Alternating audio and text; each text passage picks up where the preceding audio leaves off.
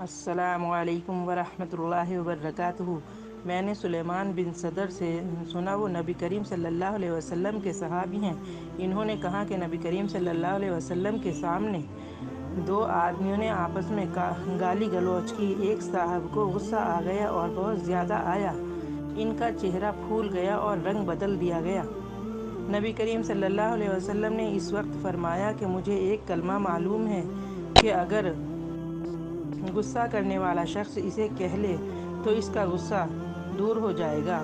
چنانچہ ایک صاحب نے جا کر غصہ ہونے والے کو نبی کریم صلی اللہ علیہ وسلم کا ارشاد سنایا اور کہا، شیطان سے اللہ کی پناہ مانگو۔ وہ کہنے لگا، کیا تم مجھ کو روگی سمجھتے ہو یا دیوانہ؟ جا اپنا راستہ لے۔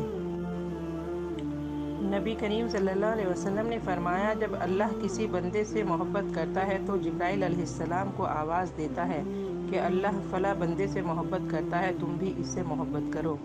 جبرائیل علیہ السلام بھی اس سے محبت کرنے لگتے ہیں۔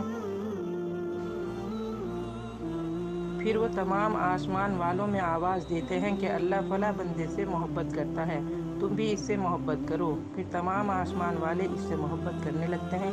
اس کے بعد وہ زمین میں بھی اللہ کے بندوں کا مقبول اور محبوب بن جاتا ہے۔ اے اللہ، تو ہماری دنیا بھی سنوار دے اور آخرت بھی سنوار دے، اور دنیا کی تمام پریشانیاں ہماری دور کر دے۔ آمین یا رب العالمین۔